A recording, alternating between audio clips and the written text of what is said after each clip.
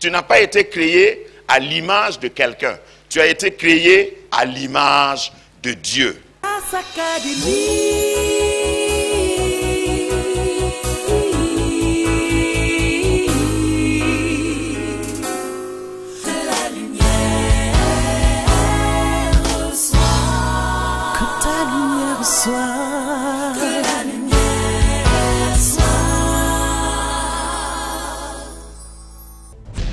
L'intention de Dieu depuis la création, en créant l'homme, en fait, n'était pas de créer une église. Jésus est venu, pas pour fabriquer des chrétiens.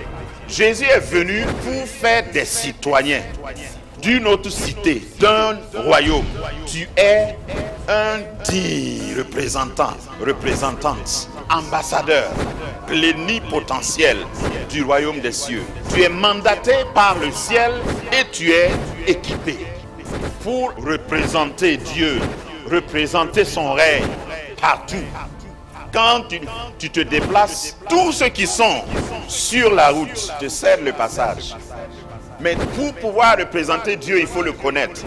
Pour le connaître, il faut marcher avec lui. Il faut que tu passes par une transformation de mentalité. Nous avons défini ce que c'est qu'une clé. Nous avons également défini ce que c'est que le royaume. L'objectif de Dieu depuis Genèse, c'était de créer un royaume, pas une religion. L'objectif de Dieu, c'était que tu règnes sur un territoire. Le concept du royaume parle d'un domaine que tu domines, un domaine de domination, un domaine, une circonscription, une sphère où tu es établi et tu es celui qui prend les décrets, qui fait arriver les choses. Un roi n'est jamais roi s'il subit les événements. Un roi décrète, provoque, occasionne, décide des événements. On a toujours dit, selon certaines écoles de philosophie, qu'il y a deux types de personnes dans le monde. Il y a ceux qui subissent les choses et il y a ceux qui font arriver les choses. Et un roi, c'est quelqu'un qui fait arriver les choses. Si tu ne peux pas provoquer des changements, tu ne règnes pas encore. Si tu ne peux pas amener une transformation positive, tu ne règnes pas encore. C'est ça l'objectif de Dieu. Dieu est roi.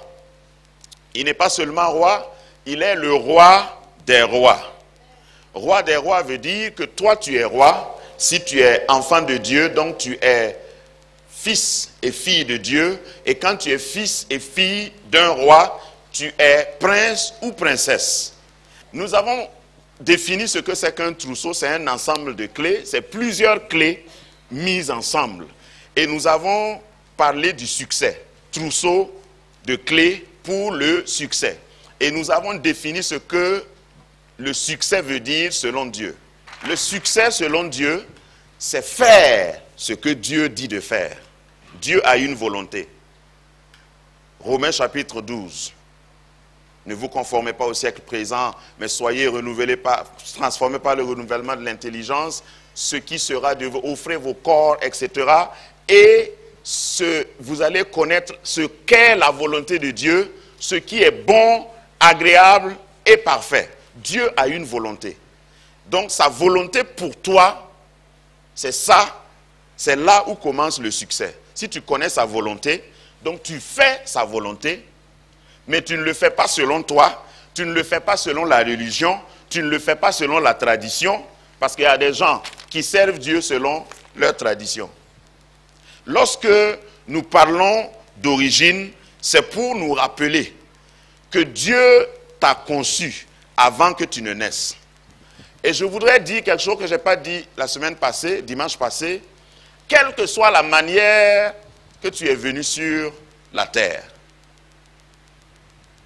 quels que soient les parents que tu as eus, ça ce n'est pas un problème. L'essentiel, c'est que Dieu a voulu que tu sois là.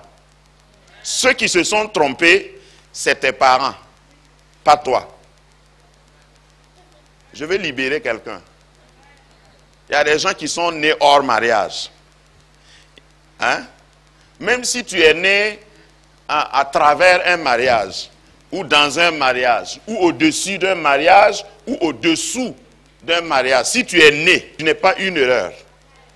C'est tes parents peut-être qui se sont trompés, mais toi, tu devais venir. Et eux, ils se sont trompés pour te faire venir. Dis à ton voisin, je suis déjà là. C'est ça qui est important. Regarde, on peut t'appeler ce que tu n'es pas.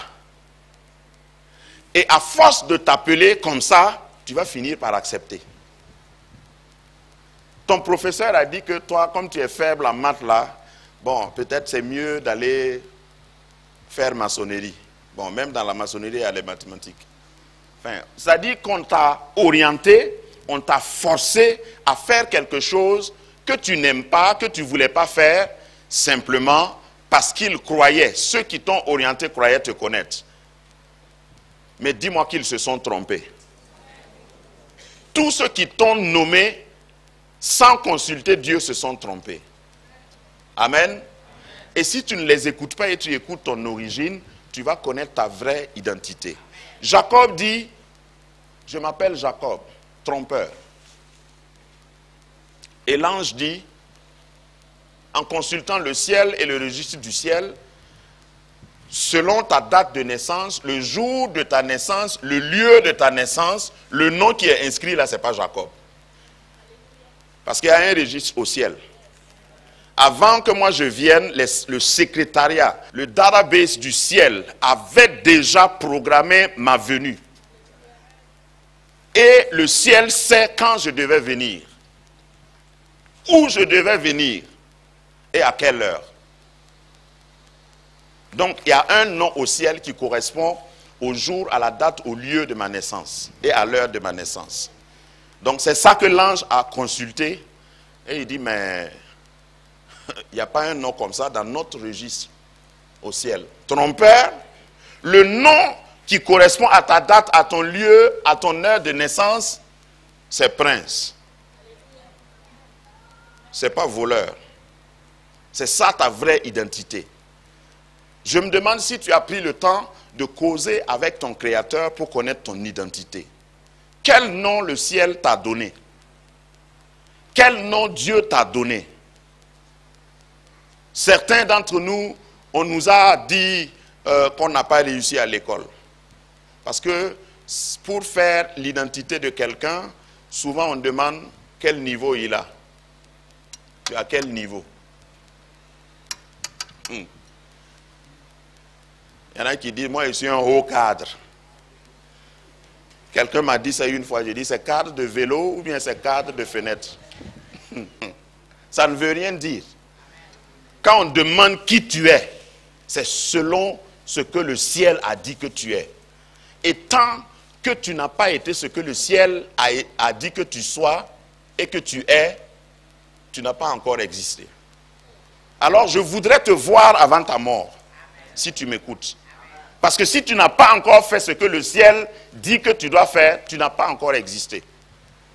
Tu es en train d'accompagner les gens sur la terre seulement. Cesse, arrête d'accompagner les gens et sois ce que le ciel veut que tu sois.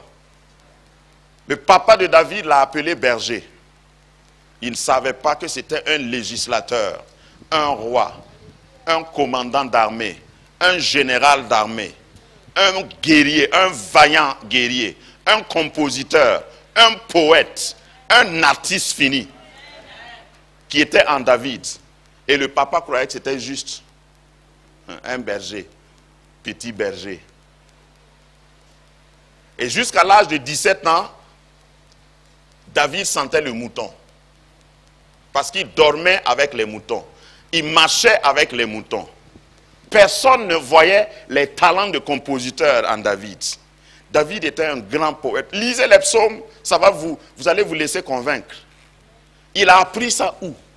Jusqu'aujourd'hui, il y a des écoles de composition qui étudient les psaumes. Pour voir comment David décrivait Dieu. Comment David composait. Il n'a pas été à l'école. Pourquoi? Parce que dans le ciel, Dieu a dit qu'il était un homme complet. multitalentueux.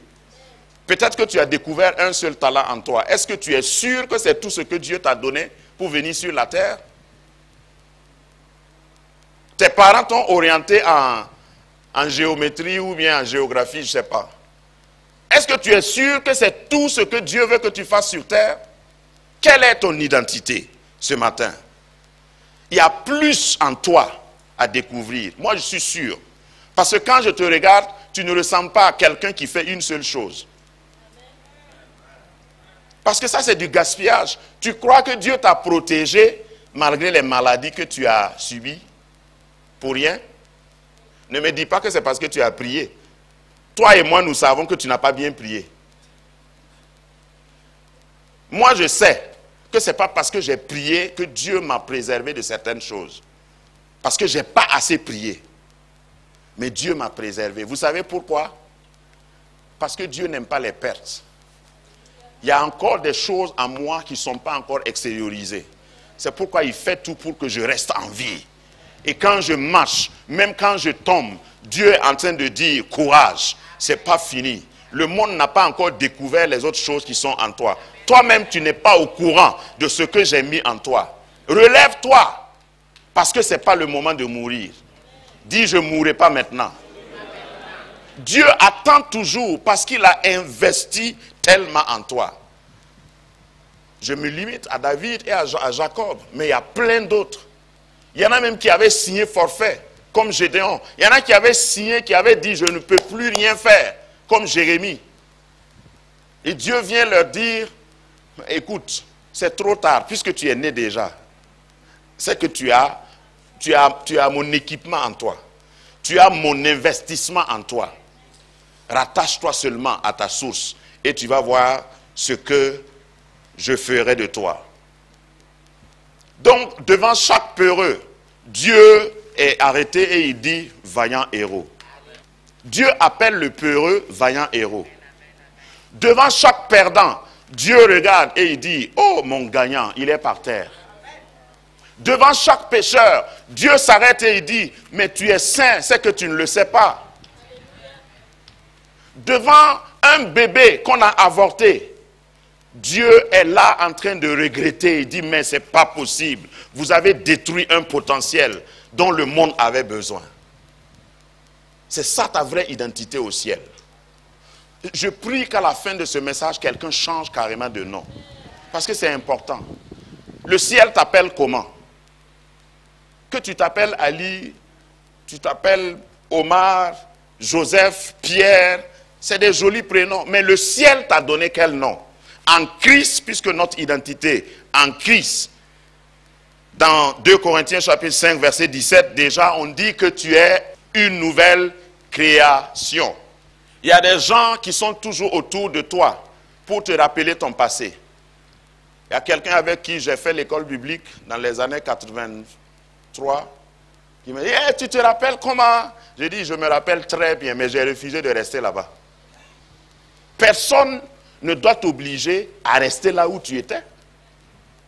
Tu es une nouvelle création. Cet exemple s'applique dans la vie spirituelle aussi. Tu vois quelqu'un dans l'église, il est en train de danser et tu connais son passé. Tu dis, hé, toi ici, il faut redresser, arrête-toi un peu, arrête de danser et tu lui dis, oui, moi ici. Et puis après, toutes choses sont devenues nouvelles. Et ce n'est pas toi qui as rendu ça nouvelle. Laisse-moi tranquille. C'est comme ça que le ciel t'appelle. 2 Corinthiens 5, 17. Je suis réconcilié avec Dieu et j'ai un ministère de réconciliation. Regarde, je n'ai pas seulement été pardonné, maintenant là, je suis ministre de la réconciliation. Si quelqu'un a un problème, son dossier doit venir sur mon bureau. C'est ça. Je suis le ministre de la réconciliation. Galates 3, 26 et 28. Je suis un fils de Dieu. Je suis un en Christ. Un avec Christ, je veux dire. Je suis un héritier de Dieu et co-héritier avec Christ. Dis à ton voisin, Jésus est mon frère. La religion t'enseigne seulement que Jésus est ton sauveur. La Bible te dit qu'il est plus que ton sauveur, Après avoir été ton sauveur, tu es devenu son frère. On est de la même famille. Quand je me déplace dans la ville de Ouagadougou, c'est Jésus qui est là. C'est ce que ça veut dire. Il y a quelqu'un qui pense que c'est trop osé. C'est la Bible qui le dit. Grâce Académie, une vision, une plateforme, un cadre d'expression et d'épanouissement pour tout l'homme. Une ambassade du royaume de Dieu, un peuple d'adorateurs, un centre multiracial, une église sans cloison avec pour seule passion vivre la réalité de l'évangile de Jésus-Christ.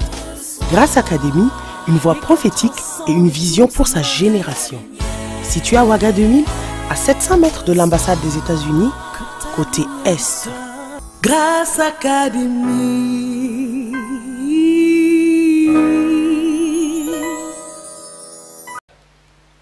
Amen. Éphésiens 1:1. Je suis saint. Dis-le avec moi, je suis saint. Il y en a qui ont peur de ces qualifications. Mais je suis saint. Quand Dieu me regarde, il ne me regarde pas sans les lunettes Jésus. Si Dieu veut regarder son église, il prend ses lunettes qui s'appellent Jésus, il met. Et puis il dit, oh, qu'ils sont beaux, qu'ils sont saints. Regardez comment ils m'adorent. Mais s'il retire les lunettes Jésus, il se détourne. Tu crois que Dieu ne te connaît pas? Tu es assis ici, tout beau, tout joli. Tu crois que Dieu ne sait pas ce que tu as fait avant-hier? Il sait, mais il te regarde à travers les lunettes. Christ, Jésus. Et quand tu sautes, il est content. Je pense que Papa Dieu fait comme ça souvent au ciel quand nous l'adorons. Parce que Jésus vient entre le ciel et la terre et Dieu nous regarde, nous sommes justifiés, nous sommes sanctifiés, nous sommes rachetés, nous sommes fils, filles du royaume, co-héritiers avec Christ. Amen. Éphésiens 2:10. Je suis l'ouvrage de Dieu, né de nouveau en Christ pour accomplir son œuvre. Éphésiens 2:10 dit littéralement, nous avons été créés en Christ pour des bonnes œuvres qu'il a préparées d'avance. Waouh! Donc avant de te créer, Dieu a fini les œuvres que tu dois faire et puis il vient te mettre au début. Ça va? Dieu t'a fini avant de te commencer. Éphésiens 2:10. L'œuvre que tu devais faire, il a fini ça. Et il a dit que cela était beau. Maintenant, il te crée, il te pose au début et te dit continue. C'est ton début comme ça. Parce que mon Dieu s'appelle l'alpha et l'oméga. Donc, il t'a placé à l'alpha parce qu'il a déjà programmé l'oméga. Et il te dit, fais les œuvres de ton Père. Amen. Éphésiens 2:19. Je suis citoyen, membre de la famille de Dieu. Je suis citoyen, je suis saint. Citoyen, membre de la famille de Dieu. Éphésiens 2:19. Je suis un prisonnier de Christ. Et il faut que j'explique ça un peu. Vous savez, quand vous mettez quelqu'un en prison, vous avez un problème.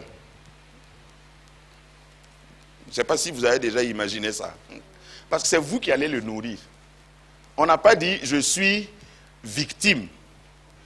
On ne tue pas le prisonnier, on le met en prison. Vous savez, les prisonniers, là, s'ils meurent là-bas, ça devient un cas de justice. Donc, quand je dis que je suis prisonnier de Christ, Christ est obligé de prendre soin de moi. C'est ça ce que ça veut dire. Parce que je suis tout entier à lui. Je n'ai même pas besoin de pleurer. Le prisonnier, il ne travaille pas beaucoup. Mais il doit vivre. Amen. Prisonnier de Christ veut dire, si tu es prisonnier d'un roi, prisonnier du roi le plus riche de la terre. Parce qu'il y a des prisons. Moi, j'ai prêché dans une prison au Texas, aux États-Unis. Wallahi. Quand vous voyez les prisonniers, si vous voyez leur salle de réception, leur salle de gym, vous voyez leur terrain de basket, toi-même tu vas te faire recruter là-bas. J'ai mangé avec eux. Il y a hors d'œuvre, plat central, dessert, tout. Il y a une piscine. Donc il y a prisonnier et à prisonnier. Donc quand je te dis que je suis prisonnier de Christ là, je ne demande pas ta pitié, je me sens bien. Et je ne veux même pas sortir. Si c'est Christ qui t'emprisonne, mais tu es gâté. J'ai rencontré justement, pour la petite histoire, un monsieur là-bas qui est condamné à 60 ans de prison. Le jour que je suis allé là-bas, il m'a demandé mon âge. Je crois que j'avais 34 ans. Je lui ai dit, j'ai 34 ans. Et il a commencé à pleurer. Il a dit, avant que je commette ce que j'ai commis pour venir en prison, Dieu m'avait appelé pour que je prêche l'évangile. Et puis quand je te vois, parce que c'est un noir, quand je te vois, on dirait que c'est moi. Tu m'as trop perturbé la pensée pendant que tu prêchais. J'ai dit, je suis désolé, moi je ne te connais pas. C'est comme ça quand tu ne fais pas la volonté de Dieu. Mais il était bien. Il vivait bien.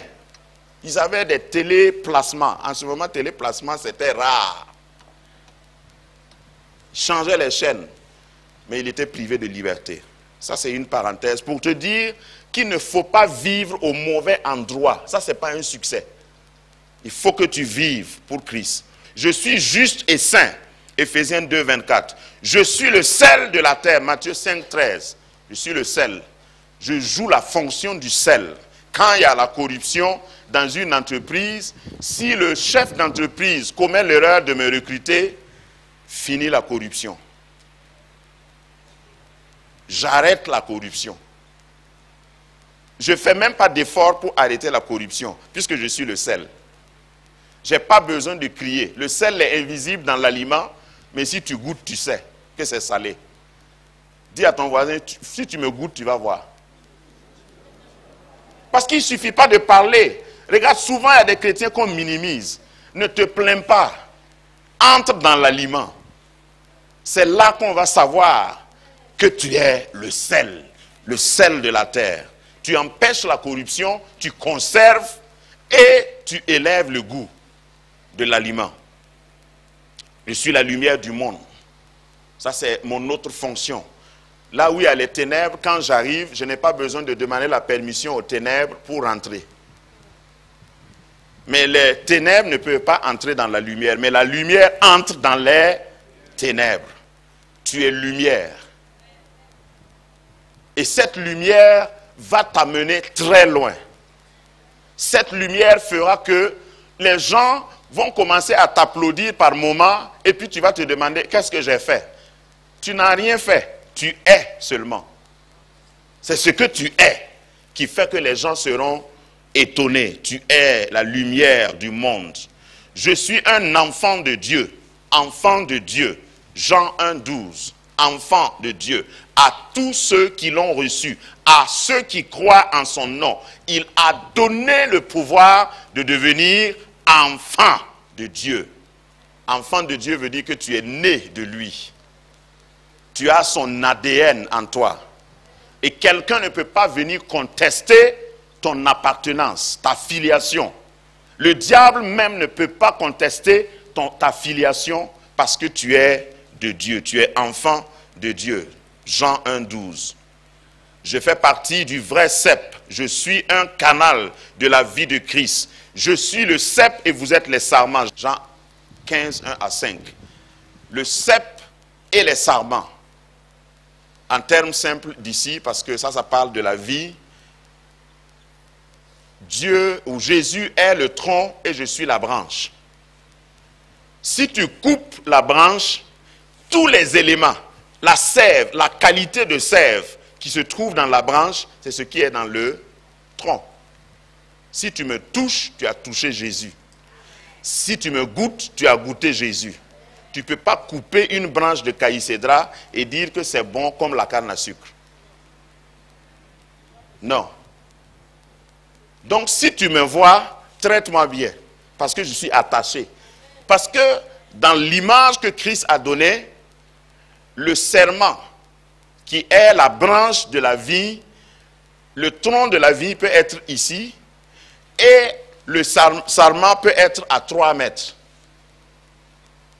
Mais c'est la même sève, c'est la même source qui alimente. Amen. Je suis esclave de la justice. Romains 6, 18. Alléluia. Philippiens 3, 20. Je suis citoyen des cieux.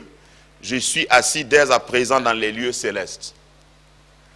Assis avec Christ. Donc tous les problèmes qui sont sur ta tête là, regarde-moi bien maintenant, je termine par ça. Tous les problèmes qui sont au-dessus de toi, qui sont sur ta tête là, il faut dire, attendez, je vais monter plus haut. Amen. Parce que si tu es assis avec Christ, tout problème qui te dépassait, qui était plus grand que toi, devient quoi? Petit. Faut apprendre à prendre de l'altitude. Si tu es assis sur ton fauteuil de la terre, et puis tu es dérangé, change de fauteuil, change de position. Tu vas voir, tout va aller bien. Tout va commencer à bien aller. Amen. Hébreux chapitre 3 verset 1 dit, je suis saint et je suis participant de la vocation. N'oubliez jamais ça. Qui a été aidé? Peut-être que je vais poursuivre la semaine prochaine pour parler encore de ton identité.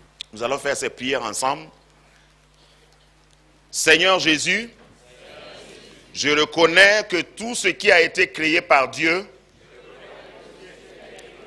y compris moi-même, dis ton nom. Tout a été créé pour un but précis. J'existe pour un but. Tu as un programme déjà établi pour moi. C'est pourquoi j'ouvre ma bouche et je déclare que je ne suis pas un accident, que je n'existe pas par hasard, et je ne suis pas venu seulement dans le monde pour accompagner les autres. J'ai un prix à tes yeux. Tu m'aimes, je le sais, et tu décides de m'accompagner vers ma destinée. Je suis la prunelle de ton œil. Seigneur, tu m'as créé à ton image, selon ta ressemblance. Donc je te ressemble. Donc j'ai tes capacités. Tu as mis tes capacités en moi. Tout ce qui est humainement impossible devient pour moi possible. Parce qu'il y a le divin en moi. Maintenant, je connais mon identité en Christ. Maintenant, je sais qui je suis. Je sais que j'ai été élu. J'ai été sélectionné avant la fondation du monde, avant ma naissance, avant la naissance de mes parents. Et tu as préparé de bonnes œuvres pour que je vienne les accomplir. C'est pourquoi je décrète et je proclame que toute œuvre de l'ennemi, que tout plan de Satan pour m'empêcher d'accomplir ma destinée est voué à l'échec au nom de Jésus. J'accomplirai tous les jours de ma vie. Je ne mourrai pas par accident. Je ne mourrai pas d'une mort prématurée. Je vais finir ma destinée. Parce que je suis un chef-d'œuvre de Dieu. Il n'y a personne au monde comme moi. Donc par définition, je suis irremplaçable.